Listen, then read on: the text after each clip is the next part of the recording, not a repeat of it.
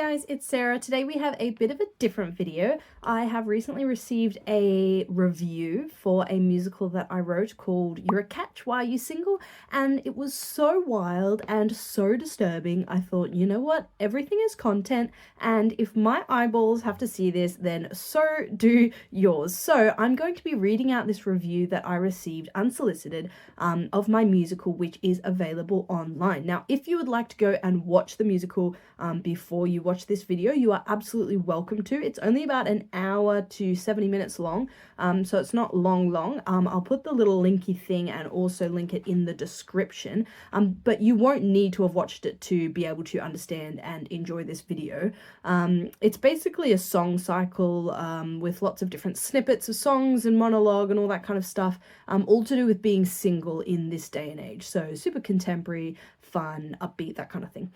So yeah, I received this review and I'm just going to read it out to you and stop at little points along the way and just kind of give my reaction. I suppose it's me reacting to the review, really. And yeah, just to preface this, it gets a little bit wild, and even though I'm making light of this because it's so disturbing that you kind of just have to laugh, but I do fully recognize that the things that I'm going to be discussing are really serious things that are really harmful to certain groups, and it's not really something to be laughed about, but I'm just going to be making light of it because if I don't, I'll cry. So without any further ado, let's begin. The review starts. Dear Sarah, I just watched from beginning to end, undistracted, your musical, You're a Catch, Why Are You Single? I was so impressed that I wanted to share with you my comments on it, which are far too much to post on YouTube. You did not request this reflection, so feel free to delete at any time. And I just want to start out by saying I did ask this person's permission if I could share this review, and they gave permission, but I do really want to keep it anonymous. So for the purposes of this video, I'm going to call this person Brian. So firstly, thank you, Brian, for watching the video. As an artist, it's always so great to be able to reach people and connect with people, and the fact that some random person on the other side of the world has seen this show, it makes me really happy. So I'm really glad it could reach people. So the review continues. Brian says, number 1, as an aspiring musical playwright myself, I must objectively admit that you are far further in the process than I am, more accomplished. Therefore, I'm not your peer, much less your mentor. So please take these comments not as advice, but as the reflection of one person. Take or leave as you will. Obviously, Brian, dude, you're a random on the internet. Like, you're not my mentor, I do know that, but thank you for the clarification. And it's great to have connected with a fellow musical playwright. Number 2, my perspective. You won't hear this again in your lifetime. It represents my perspective, held by hundreds, but in a world of 6 to 8 billion, hundreds is little more than none. I am white positive. That is, I work for the well-being of white people. Whites really don't have a people, merely our biological race, due to both too much selfish individualism innate in whites and anti-whiteism found in both non-whites and whites. But I and other white positive people are working hard to save our race by encouraging it to become a people before we are biologically white erased completely. I view much of society through the lens of being either anti-white or white positive. All who have grown up in the West have been raised under an anti-white narrative. Whites are uniquely evil. Whites are not a race, except when they are a race because they are uniquely evil. And all evil done by non-whites is because whites made them that way, etc., etc., etc. Being white positive does not mean judging other races or peoples. It merely means we don't want whites injured, discriminated against, violated, and we don't want the destruction of Western civilization either. For more info, look up, and then Brian sends me a website link. So that was a pretty unexpected curveball, okay? So I'm reading the review, so far everything normal, and then this massive paragraph about crazy stuff. And I was confused because, just to be clear, my musical has nothing to do with race. I'm talking like pretty much, it's got nothing to do with race. So I was just mostly confused, like, how is this relevant? And secondly, what do you mean? What? Okay, let's just go through this really quickly. Brian acknowledges that this opinion is held by practically no one, okay? So he says this is just, believed by hundreds, but in a world of 6 to 8 billion, hundreds is little more than none. Okay, so next to no one has these beliefs. Brian, maybe there's a reason why. Okay, maybe there's a reason why. He wants to work hard to save our race before white people are biologically white erased. So that's a really concerning thread. I think Brian has this pretty big dislike to black people or people of color having babies with white people and kind of sees it as dirtying the white race, okay? And it's sounding very... You filthy little mudblood. Draco Malfoy, if I'm going to be honest, with the whole pureblood situation. It's frankly just completely disgusting and racist. And also, like, what I was kind of thinking was, does Brian not realize that when people of different races come together and have a baby, yes, that baby might not be, like, completely white, but also that baby isn't going to be completely black or completely whatever from the other half of it. And, in the past, people have tried to breed out blackness, breed out those other cultures and races, and I would argue that's been more of a thing than white people trying to be bred out. Like, do you know what I mean? Like, it's just all icky stuff from the past, and I thought now it was just like, yeah, let's just be chill and do whatever we want. But it turns out there are crazy conservative people still going around. But luckily, as Brian admits, these beliefs are held by next to no one. And there is a reason, because they're crazy. Okay, we keep going. It talks about how this whole civilization that we're living in kind of like demonizes white people, and that we're all raised under this belief system where everyone says whites are evil, being white, you are evil, and I'm just like, what are you talking about? Okay, so this person is from America. They're living in a white majority country run by a white president, Donald Trump of all people, and this person is trying to say that whites are the ones who are demonized and like persecuted and made to feel evil. Like, literally, as myself, as a white person, I have never once walked down the street and had to like have fear in my heart for being like racially discriminated against or attacked. I've never gone for a job interview and thought like, oh, I'm not going to get this job because I'm white. Like, I understand that I am living in a society, in a white majority country, where being white is still seen as the norm. And I'm not saying that people are racist day to day, but I'm saying in, organizations and systems and, all of these kind of ways, that there is systematic racism still. Of course there is. And I feel privileged that I do not have to go through what people of color go through every single day, okay? I do not think whites are the ones who have it hard. I'm sorry, I don't. Okay, we're gonna move on. So, Brian provided this website that was very kind of him, and I'm not going to share what the website is because I do not want to be part of spreading the word.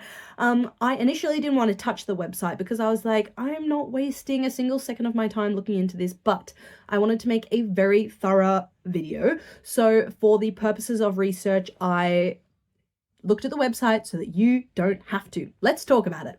Okay, so to start with, the website looks a little bit trash and has no credibility whatsoever.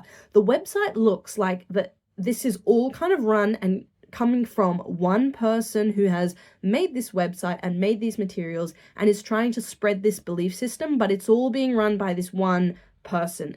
None of it looks credible, right? It is also really hard to find any information of substance on this website.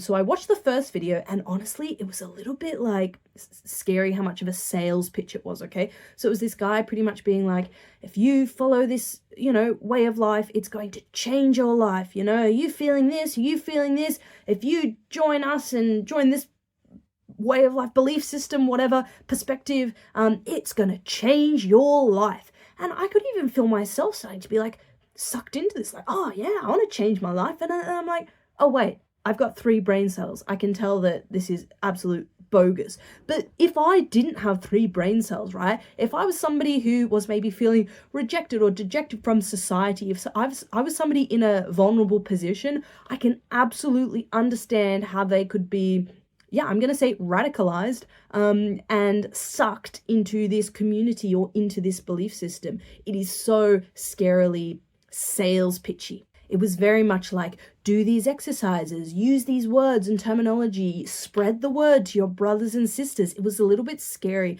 and it was very conscious, and even like overtly said, you know, we really need to spread this message in a specific way, okay? In this sneaky way where we're just using these words and these terms, and then people will hear them, remember them, they will start to use those words in their life, and it will spread. And it was all about spreading this. It was frankly just scary and disgusting. And this is why I mean, like, these kinds of things, while I can poke fun at how ridiculous it is, it's actually happening all the time. And with people like Trump and people like, you know, these hardcore right-wing people who are coming more and more into power, that's because these messages are starting to spread through society. And I personally, I hate it. I hate it for the people that it affects. Do you know what I mean? People from marginalized communities, not only people of color, but, you know, the whole trans thing that is going on at the moment. I'm in the UK. It's been crazy with this court ruling about biological women, all this stuff that's going on. It's people spreading these messages in a very particular, sneaky way because they know that is how they are going to exert their power. So on this website, it had a section that I found that talked about some of the terms that anti-white people use. So when they say anti-white, they mean like regular people who just believe regular stuff. So they say one of the no-no words is the word racist, okay? So if somebody uses the word racist, that's just them demonizing white people. The word racist has always been a word that has been used to demonize white people and blah, blah, blah, blah, blah. And I'm just thinking, what the hell am I listening to? Like, it's just not true. And you know who says these kinds of things? Racists. Do you know what I mean? And I just find it so manipulative because it's basically like training people to have these horrifically racist beliefs and then saying to them, yeah, and if somebody calls you a racist, they're crazy. That's just a part of their slander. They're so anti-white, blah, blah, blah, blah, blah.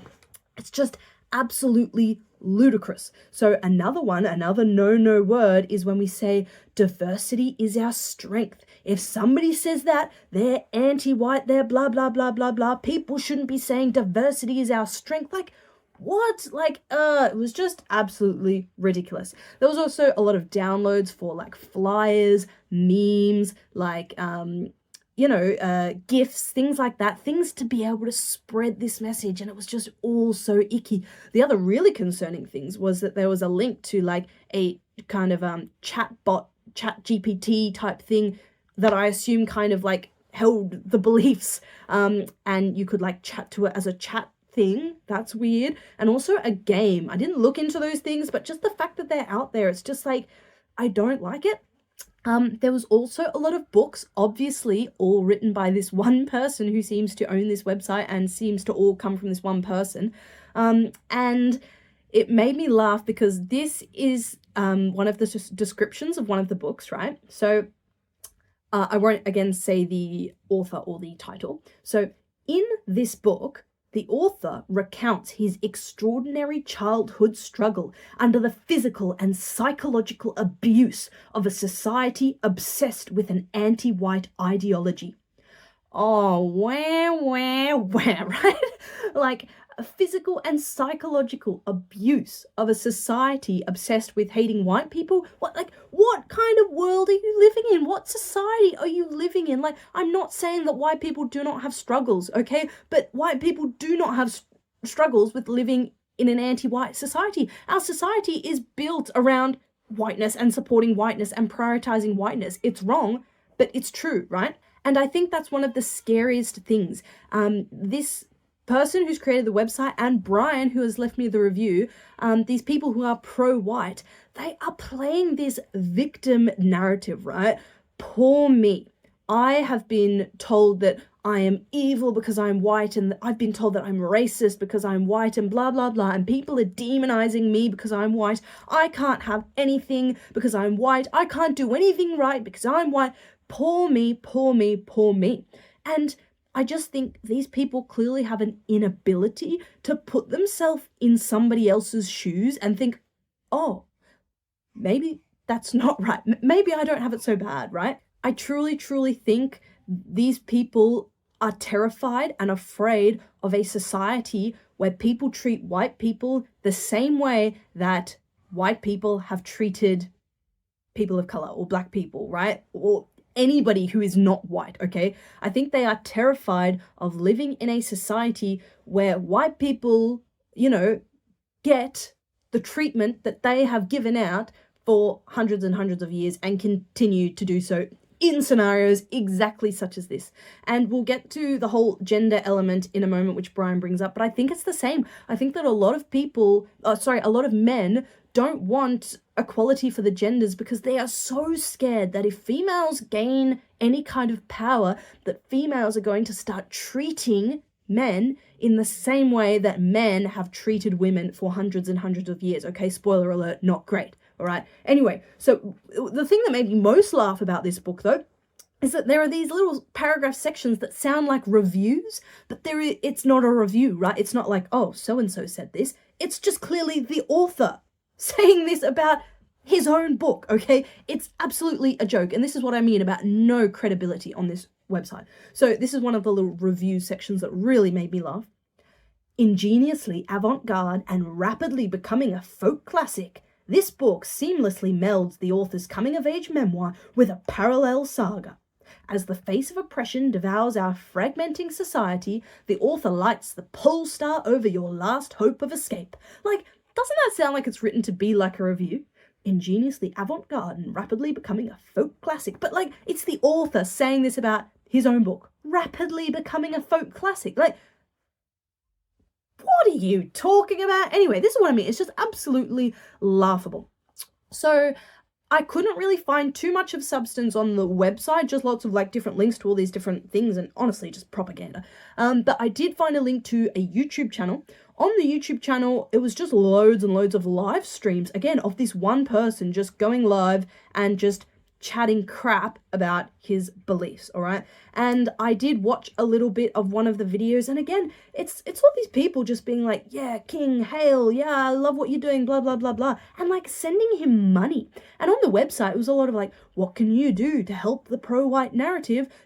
Financially support pro-white content creators and blah, blah, blah, and here's my Cash App, and like, it's just, it's all so disgusting. So there's people just watching his live streams, sending him money, treating him like a king. It's gross. And in one of the live streams that I watched part of, it also kind of insinuates that being anti-white is similar to being feminist, okay? So if you have any kind of liberal view, you are anti-white, right? If you are right-wing, then you are pro-white and you are for the cause and all this kind of stuff. They were saying the most disgusting things about women, right? They were saying that if a woman marries a man who turns out to be a jerk or turns out to abuse her or whatever, then it is the woman's fault because she was the one who chose the man. She should have chosen a better man. It's not men's fault. It's not men's fault for being jerks or being abusive or, doing all the shit that men do. No. It's the women's fault, right? You should have chosen a better man. Not like men trick us into, marrying them so that they can treat us however, which way or kill us, which genuinely happens all the time, right? No, it's the women's fault. Like this, I'm just scratching the iceberg. They were saying way worse stuff, okay? And I really find it kind of interesting that they're conflating these ideas, right? So in one way, it's about, race and, being anti-white or pro-white, but also they're just lumping everything else into it, right? If you're a feminist, well, that means you're anti-white, right? If you believe in women's rights, you also hate white people. Like, what? It makes no sense. And again, it just lacks complete credibility. So we're going to go back to the review after that crazy tangent, but I just wanted to let you know, you're not missing out on anything, okay? Okay, it's ridiculous. And again, I'm not sure how any of this is relevant to my show. I received this out of the blue. This is wild. And I think it really shows that even if you only have a couple of hundred subscribers like I do, like, you are putting yourself out there on the internet and you are opening yourself up to any which way crazy person. Okay, so we're going to move on. Going back to Brian's review. That was number 2, called My Perspective. We're going on to 2A. Okay, so we're still on Brian's perspective. On being gay/lesbian. White positive people find that homosexuality is hardwired or predetermined and is not immoral. Unlike Nazis in the 1930s or Muslims today, white positive people wish no harm to anyone due to their immutable characteristics. That being said, as a not anti-white, white, straight male, I will let you, a female, in on a male secret. Well, maybe it's not that secret. While most straight men are repulsed at the sight and thought of 2 men kissing, most straight men are not repulsed by the sight of 2 women kissing. Further, many straight men, including myself, are turned on by women kissing. Again, this is completely unsolicited. Brian, I didn't need to know about what turns you on. Like, dude, at least though this part is a little bit more relevant to my musical, because my musical does have some gay characters and some kind of discussion about that. It's all about sort of dating, and so that does come into it. So yay, it's maybe a little bit relevant. I did not need to know that about you, Brian, but I also really think that it's interesting that he's kind of trying to distance this pro-white movement from Nazis and all this kind of stuff. And it's kind of like when somebody says, like, I'm not racist, but, or like, I'm not homophobic, but, right? So yeah, I just think it kind of like weirdly, I kind of said to Brian, like, I think it weirdly sort of fetishizes like lesbians, which is something that lesbians have struggled with for a long time, right? People just thinking like, oh, lesbians are sexy and they don't really love each other, they just kiss each other and it's hot or whatever. Do you know what I mean? But the fact that Brian's like, you know, men kissing, I want to vomit. Women kissing, oh yeah, it turns me on. I mean, I just don't think, I just think that's, I don't like it, right? And Brian also gives me my favorite sentence in this whole review. I think it's fucking hilarious. So it says, that being said, as a not anti-white, white, straight male, I mean, what a tongue twister. Brian is so afraid of saying any word other than white. Brian's afraid of saying black, afraid of saying person of color, like does not want to frame it that way, wants to frame everything in relation to whiteness, because it kind of sounds bad if they flip it and say, as a black-hating white straight male, or as a white-loving white straight male. Like, why is there all these double negatives and weird white, anti-white, not white, white straight male? Like, again, it's just trying to distract from what this actually is, right? Which is absolutely hateful, in my opinion. And Brian will be like, no, like, you are misreading what I'm saying. Like, I'm about the complete opposite of that, right? And Brian even said in the first perspective paragraph, pro-white people do not wish any harm to anyone for any race or any, like, thing that they can't control about themselves. But every single thing that you said is the complete opposite of that, right? Okay, so we're going to continue or else this will go forever. Number 3. I myself have an aversion to vulgarity and profanity. This is my own opinion, though I'm sure many others also share that reaction. Fair enough. Still, I'm not giving you advice on what to include in your plays.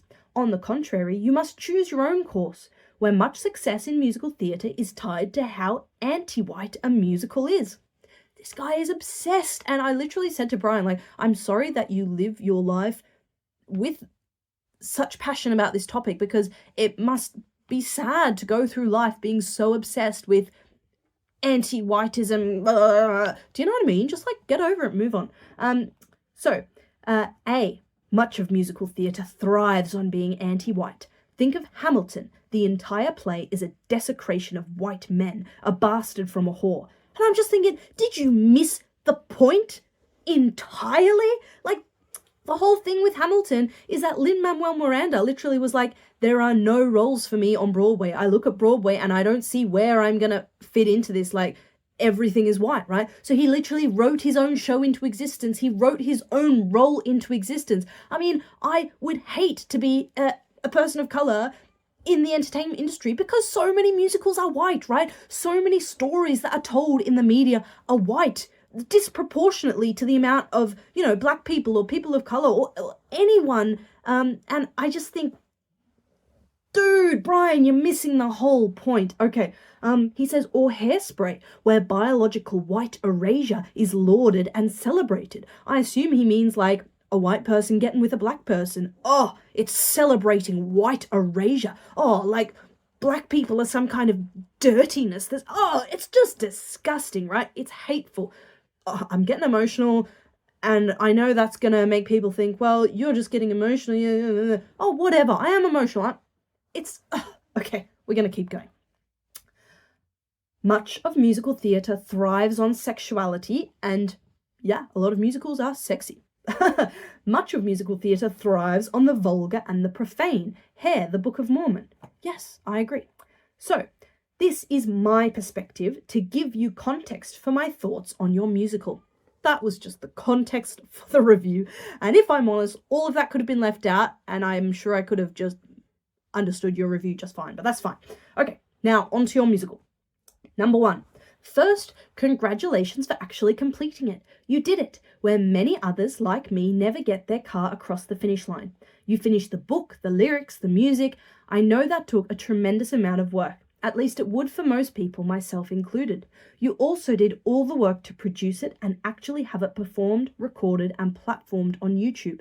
This is also another huge accomplishment, so congratulations. And I just want to say, Brian, thank you so much for watching the show. Thank you so much for taking the initiative to reach out to me and, say well done, because as a creative person, again, it's all I can ever hope to do is to create something and have it reach just one person. But the fact that I've been able to, put this out and to reach many people, it's amazing. And it's really great when somebody, especially somebody who kind of knows musicals, recognizes all the work that went into that. Not just the writing, which is an enormous amount of work, but producing it. I nearly had a heart attack producing. It is the most stressful thing ever, let alone recording the cast album, let alone, filming it and all that. So it is a huge amount of work, and to have somebody see that and be like, you know what, well done. It's like, Brian, man, thank you. It means a lot. Number 2, your melodies. Your melodies range from medium to beautiful to very catchy, and all your melodies are appropriate to both the form, recitative, aria, duet, chorus, and content. Joy, sadness, embarrassment, excitement. Again, thank you. Lovely. Number 3, your lyrics. You are a great lyricist. Full of both perfect and imperfect rhyme, your songs each tell either a quirky story or a unique insight into human behavior. Each song really delivers. Many of your lyrics contain jokes, which is perfect for musical theatre. Your lyrics are not impressionist, as are, let's say, Paul Simon. This is an area you could explore, but I do enjoy your lyrics just as they are. Again, Brian, thank you so much. You're busting it out with some lovely compliments. Number 4, prosody. Your lyrics and melodies are so well matched. I, in a few cases, have written lyrics to melodies I wrote 40 years ago. You, however, seem to compose both at the same time. The emotion of and meanings of the notes, if notes had meanings, perfectly match the emotions and meaning of your words. It is a great strength of yours. It's so lovely to receive such specific compliments and just have somebody notice really lovely specific things. And yeah, again, thank you. Number 5, the piano accompaniment. Wow. You are keeping with a great tradition to compose a piano vocal score as both the final composition and a stepping stone to an orchestrated full score. Not lead sheets, not a piano solo with lyrics between its 2 staffs, but a piano vocal score. Congratulations. All of the piano parts were at the same time, supportive, independent, not just the melody and the pinky, interesting, appropriate, there's that prosody again, and rich. And people who know me will know that I started off composing with just piano as the only instrument because I thought if I ever produce, it will be cheaper to pay one person than an entire band. And that has turned out to be true, but I would like to do more band stuff in the future. The pianist. Wow, again, you chose a great accompanist. I heard not one wrong note. He never stole the spotlight with goofy monkey moonshines or gimmicks. He played expressively and beautifully. And that is true. Massive shout out to Eric, our accompanist. He stepped in like the day before we recorded the cast album because our original pianist pulled out, and like he was insanely incredible. Like he stepped in last minute, and yeah, he did not play a single wrong note. And yeah, he is not the kind to do any goofy monkey moonshines, and he just was an absolute legend. So yeah, shout out to Eric there. Number 7, the lighting was the only missing piece. Sorry, but there was no real light show, lighting effects, or special colours. Number 8, the choreography was really nice. There were moments of original, brilliant choreography. Did you do the choreography? No, it was the amazing Simon McWilliam. Number 9, the costumes were okay, but I guess that is what you were going for. Average, contemporary, casual dress, so you achieved your goal. Number 10, the book. This was the mini-plot, not the long-form story. A montage of slice of life on a single subject, dating. This is a valid alternative to the long story which I prefer, and is the norm. You recognised it as such with the subtle a song cycle. However, this was much more than a song cycle that we would get from Schubert or Mahler. This had dialogue between the songs. Your dialogues were excellent. They were interesting in the storytelling and their perspectives, sort of like Company by Sondheim. Like Sondheim, thank you. Now we're going to go on to the songs, and again, you do not need to have listened to these songs in order to follow along. So, number 1. Tricky, it's all so tricky when you're trying to find someone. Tricky, what a confusing time to be. Opening. Single even though I'm a catch. Loved it. Hated the F-bomb. Loved the tricky section. Loved the trick section choreography. The swipe, swipe, swipe is so current. So sad how most females won't peer pair. And this is an interesting little thing that I asked for more information on because I am at my heart a feminist, and I was kind of like, what are you talking about? Most females won't peer pair. Like, if we're not pairing with our peers, who are we pairing with? You know what I mean? And Brian kindly sent me back these very scientific detailed diagrams which clearly explain that females all want apparently the top tier guys, right? I think he says it a little bit later on. He says mid females won't go with mid males. Shitty females won't go with shitty males anymore. They used to.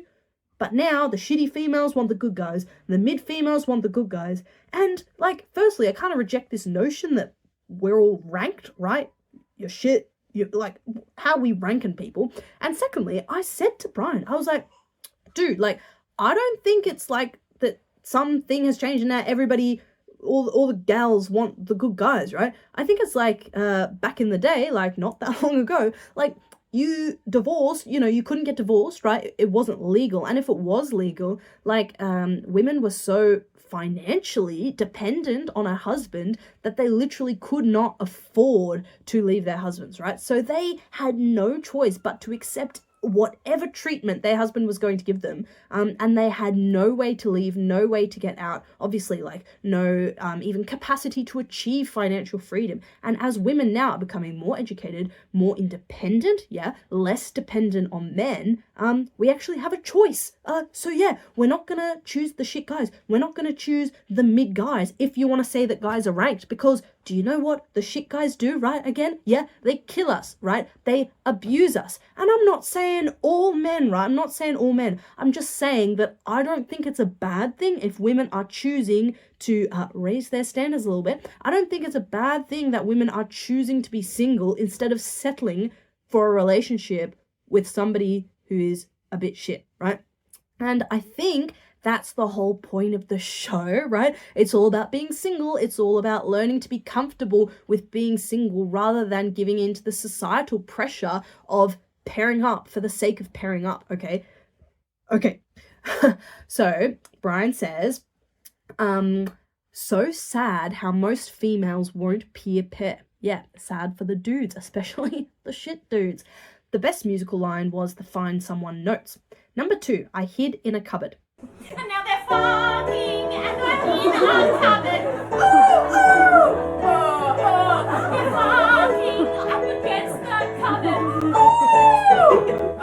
Like I already commented, this level of sexuality I find embarrassing. However, it did get great laughs and it was an original story. The actress did great. And yes, she did. And it is very full on. I can totally appreciate that it's not for everyone. And like, I wouldn't have wanted my grandmother to be in the audience. Do you know what I mean? So totally get it. Dialogue. The interlocking soliloquies were brilliant. Did you come up with that technique? Yes, I did write it. I've never seen that handoff before. Number 3, sunlight in an empty room. My second favourite. Great story, great shoe joke, gorgeous melody, such a great metaphor for restarting. The object of the sunlight in an empty room brilliantly doubles as both a room emptied by theft and a clean start. Like, I know Brian's not meaning to do this, but it's sort of like funny having somebody like explain the jokes to you, like you didn't like intentionally write them that way. But I'm glad that they worked and like that the double meanings were clear and that you understood them. So thank you for explaining those. The singer sang beautifully, a little flat on only one note, but great vibrato. She also did great acting. And the funniest thing about this bit to me is, when I asked Brian, can I share this review? Like I said, I specifically just think like the shocking nature would be, you know, content. Brian said, yes, like share the review, but feel free to leave out any parts that might hurt someone's feeling, like the bit where I said the lady was flat on that one note. And I'm thinking in my head, you think that's the bit that's going to hurt people's feelings? Like, not all that other stuff you said about... Oh my gosh, like, no offense, but the person who sang this, who's a incredible performer, right? Incredible person, no offense, but I don't think she's going to be offended that some random kooky person on the internet thought she sang flat on one note. Like, you know, I don't think it's a bother. Okay, number 4, No Matter. And to give context, this is a song sang by a gay character about, you know, their preferences. They're gay, right? They're gay. Okay. No matter how hard I ever try, I never seem to get the guy that I love. No Matter. The music was nice, but as a straight male, I just can't warm up to this character's plight. Sorry, it's not a phobia, it's hardwired revulsion. Sorry. The best I can do is like the song Song of the Sand by Jerry Herman, but that's applied to me and a female in my mind. And this just makes me laugh so much because Brian's like, it's not a phobia, it's hardwired revulsion. What? Dude, listen to yourself. Okay, and I kind of insinuated that maybe it is a bit of a phobia, and Brian was very much like, no, a phobia is an irrational fear. I'm not afraid of gay people, right? Blah, blah, blah, blah, blah. And with these people, they always bring it down to semantics, so that technically they're right, technically they're whatever. But I just think, again, it's just sad, really. It's sad. And, you know, the best I can do is like this one gay song, but in my mind, I just pretend that it's about me and a female. Okay, well, that's not really, you know what I mean? Anyway, so I sort of said to Brian, like, well, that's amazing. Like, the more that we can put these stories out there into the public eye and into musicals or into the media, I think that's good, specifically for people like you that have this hardwired revulsion. Because I totally get it if you're of a certain time or whatever. Like, I'm sure a lot of our grandparents and great-grandparents would probably have some level of, like, hardwired, you know, they've been trained to feel like, oh, that's wrong. But I think that's because, you know, gay people had to hide it away, right? It was like, yeah, sure, do it, but do it over there. Don't do it in front of us, you know. It's very much been pushed to the side, this kind of like secretive element, because it's not been safe for them to do it in public, right? It's in some cases not been legal for them to do stuff in public. So I think the more that we can give these stories stage time, the better. And this really highlighted that to me. And like, it's like, oh, like this is how we change the world, right, for the better, is to just kind of make it visible. Like, it's as simple as that. So yeah, that was really funny to me. Dialogue. This was brilliant choreography. Having the girl seated, reminiscing while the male has his back turned, and acting out the same scene in real time was so neat. I've never seen that before. Did you invent that? Yes, we did. The bill comes to the table and he says that he'll pay. I protest, of course, and say that I'll split it, but he won't accept that and he just won't quit it. So I give up and give in and say, fine, you can pay. But mostly because heads were turning our way and I don't want to fuss and I don't want to miss my bus. I had a great time, he says with a grin. Me too, I say before I begin the careful rejection we're taught from so young. Side note, I understand women not wanting to date a beta, but what gets me is that women won't peer pair. They want alpha, even when they themselves are mids.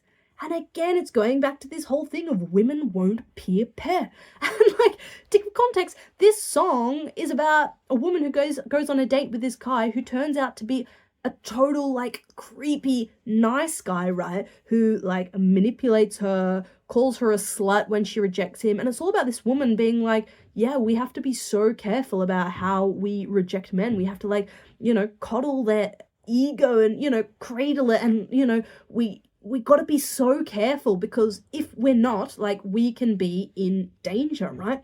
And I think Brian's completely missed the point. Like, the most succinctly I can say it is that women don't want an alpha, right? They want a guy who isn't gonna abuse them, rape them, or kill them, right? Like, that's how low the bar has been set. And luckily, we're in a point now where we can start raising the bar and asking for more from men. And I think that's a good thing.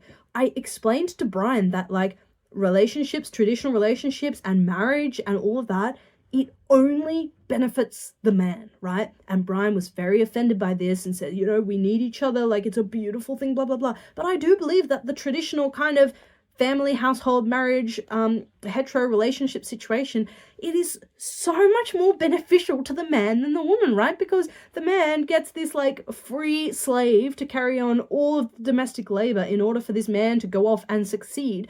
If that system starts to crumble and fade away, like, of course, that's going to suck for the man, right? They're losing all of these privileges of being in the patriarchy, being the one who has the power. And for the woman, if that system starts to crumble and fade away, she actually starts to, like, get freedom and be able to do other stuff and not just have to, like, put all of her time and energy into man, right? So I tried to explain that, yeah, men actually need us more than we need men. And I 100% believe that that's how things currently are, and I would love society to get to a place where like we can both function independently and come together because we want to, sure, but at the moment in society men literally need us, right? Imagine if women just disappeared overnight. Like, who's going to raise the babies? Like, who's going to do all this stuff? And I'm saying this as a person who is like married and has a kid and is in like a family hetero unit, right? But like, if I disappeared overnight, like, my husband would have to pay so much money to have somebody come in and look after our kid. Like, so much money to have somebody come in and clean our house. Like, he gets all that for free, right? Because he married me. And it's my career that has to be put on hold and blah, blah, blah. And I'm saying this is, as a very generic thing, is often the woman. Obviously, in individual circumstances, obviously there are women who go out and, play that role for their family and have the job and, earn the money, and the dad stays at home. And I think that's great. And I think there should be more of that and more options for women to do that if they want to. But as a whole, in general, and in relation to this traditional family model, I think it definitely benefits the man, and it's the men who obviously want to hold on to that, right? He says it's such a shame women won't peer pair. A shame for who, Brian? It's a shame for men. It sucks for men. Oh, who cares about what women want? Yeah, it's great for women, right? Okay, that's missing the point of the show. Okay, number 5. I've got a big dick. I've got a big dick, girls. A big ding-a-ling-a-ling-a-ling. A big dick, girls. A big dong-a-long-a-long-a-long. It'll find you and blind you and make you go, wow, my schlong dong enormous wang wang. This song I found embarrassing and vulgar. However, it did get laughs, and the tune was very catchy. It got laughs because it was a little bit funny, but again, I would not want my grandmother to see it, so I can completely understand. Number 6, Big Blind Date. This song is very catchy and beautiful. Nice vocal arranging. Hated the F-bomb. Your writing is so much more contemporary. It rings modern theatre, 1990, Rent, Stephen Schwartz onwards. My writing is hopelessly dated. 7, Star Wars. As a novelty song, this is a one-of-a-kind gem. I could really relate. you tying going to the dark side to divorce was brilliant. Thank you. I really like this song. Number 8, What I'd Give. My God, Sarah, this song is absolutely gorgeously sad. Wow, wow, wow. My favourite song. I'm still crying on the 3rd listen. The singer was the best male singer in the show, and wonderful acting too. The piano part drove the emotions too. Thank you for such a lovely compliment. Number 9. And again, this song is about a, well, he says it. Okay. Your juxtaposition of the straight tomboy mistakenly taken for gay and the femme mistakenly taken for straight was brilliant. So it's about a really masculine presenting straight girl and a really feminine presenting gay girl, and they keep getting mistaken for the opposite preference, if that makes sense.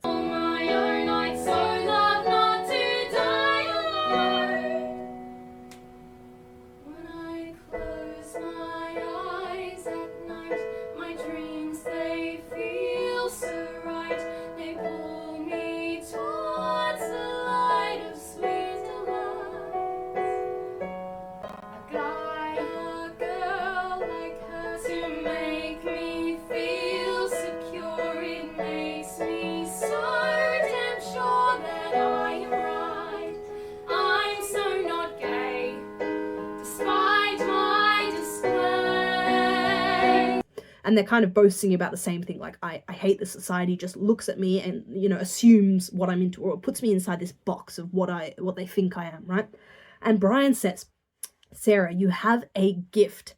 The words tits and clit were a bit too much for me. However, the presence of a pretty lesbian was wonderful. The bridge duet was the best music of the song. Too bad they didn't kiss passionately. That would have been a wonderful touch, pun intended. This is, again, just frankly disgusting. The presence of a pretty lesbian was wonderful. Like, dude, you've missed the point of the entire song again. Like, they're singing about this frustration that people see them and put them in this, like, oh my gosh. And again, like, I said to Brian, like, you're just fetishizing lesbianism, right? And again, this semantics, right? No, fetish refers to this, whereas I reserve this word for this and what, and I'm not, and it's just like, okay, dude, whatever helps you sleep at night, but I think you know what I mean, right? And like, one of the characters is gay and one is not gay, so why would they kiss passionately if not to just give you porn, right? You're telling me to make porn for you, and it's missing the point, right? So a lot of this is going over Brian's head, I think. Number 10, Love Spell. Loved this cabaret jazz flavoured song. Here is a rule I use for my own originality test. If I can find only one example, I'm copying. If I can find 2 or more examples, I'm just speaking the vernacular. So your octave jump is vernacular. Somewhere over the rainbow and chestnuts roasting on an open fire, both open with an upward octave jump.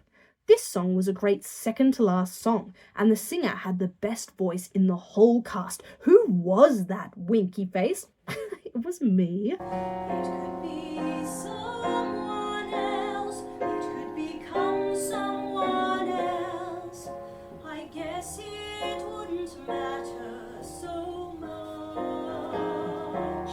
And I know it's not fair to exclude him from this love affair between me and love.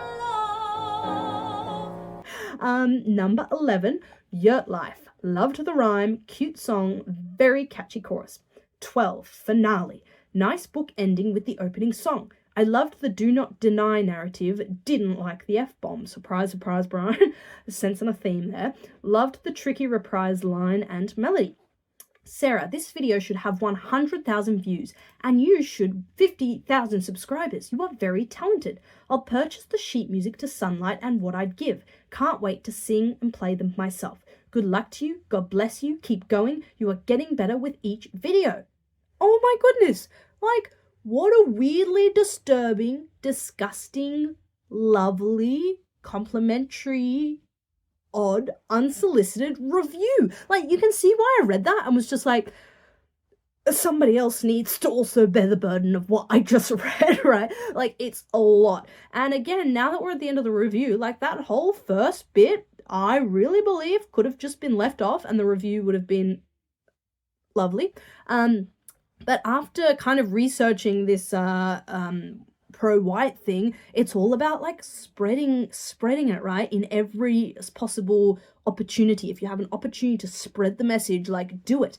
And I think maybe that's a little bit of what's going on, like it's an opportunity to spread it.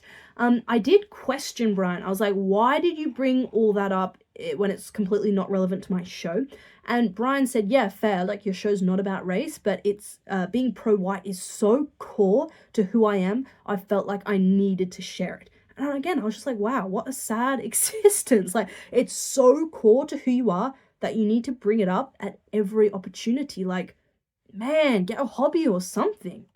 Brian sent me some little pictures of himself, of his like organ piano setup. Like, Brian was really on for a chat, and I just want to say, like, he was also really great about engaging in a really polite way, and I really respect that, because as much as I'm just like trashing his opinion right now, like, I do believe that two people can have different opinions and still like get on fine and like debate about those opinions in a really kind of reasonable way. I find that when people can't even engage with the debate, I find that really frustrating and like a little bit toddler behavior, right? Like, trying to reason with a toddler is kind of trying to talk to a brick wall. And it's a little bit like, I have a friend on Facebook who like put out some Trump thing, right? And I like super politely, like really minimal, was just like, I kind of disagree with this, like blah blah blah. They ended up like having this rage block and blocked like 200 people on Facebook, like people that didn't even comment on the thing. And it's just like people like that where it's just like instantly, I'm just gonna never talk to you, you have a different opinion to me, I'm blocking you, blah blah blah. It's like, you can't ever have debate. Like, I'm always genuinely really open to like trying to at least understand why other people believe what they believe. And as I said, this whole pro-white thing is so like sneaky and sales pitchy. I can totally understand how it could radicalize people. And I also understand if you're really passionate about something, you want to share it. So yeah, I just want to say thanks for Brian for like engaging really respectfully, really politely, even when I was very passionately like rejecting his opinions and questioning them and wanting to like debate. Brian was really great at just being like, yeah, we have different opinions, like maybe there's no point on, and yeah, so that was really lovely. And the last thing that I will say that is pretty much just summarizes this whole thing in a nutshell is that when I was at the wedding last week, I met a couple of people for the first time who were like very fancy Cambridge people, right? So one was a Cambridge graduated sociologist and the other was a scientist working in genetics, also Cambridge. And I said to both of them, I was like, okay, here's the situation, like genuinely, this person is really concerned about this biological white erasure, like all of this stuff kind of. And I said, am I being just, innately judgy about this? Like, is there any merit to what this person is saying? Does this person, should they really be concerned about white people being erased as a people? Like, what's the crack with this?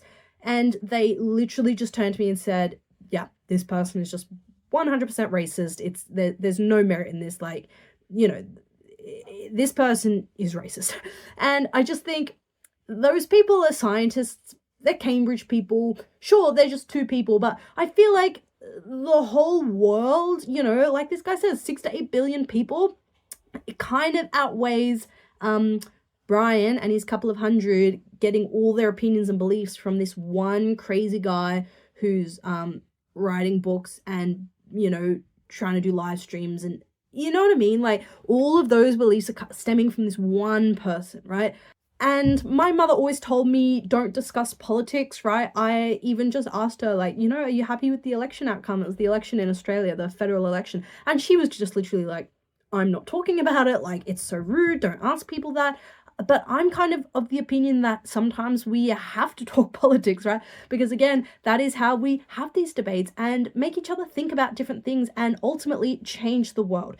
I also want to say, again, as much as I've made light of this and kind of tried to make this fun discussion, like, I am 100% aware of how serious these things are and how absolutely disturbing they are and how much it can really affect people's ability to live their life and feel safe, like, on a day-to-day basis. And I think it's really sad and scary how much the white right wing is seeming to grow, and especially in young people and all of this kind of stuff. It's just horrific to watch, and I really just want to spread the message that just be nice to people, put yourself in other people's shoes, right?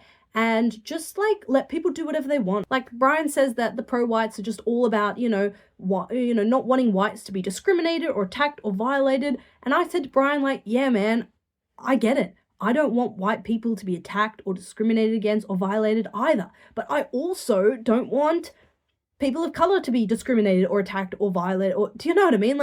My desire for people to live a good life and be protected is not limited to white people, right? My desire for people to be safe and to be able to live a good life extends to every single person, even Brian, right? It extends to every single person. So my message really is to just think about others, be kind, let people do what they want. That is all from me. Let me know if you have any opinions in the comments. They could be agreeing with me, they could be agreeing with Brian, just let me know your thoughts. But yeah, this was an absolutely wild review to receive. If you want to go watch the show and send me your own unsolicited wild review, be my guest. And yeah, until next time, see ya.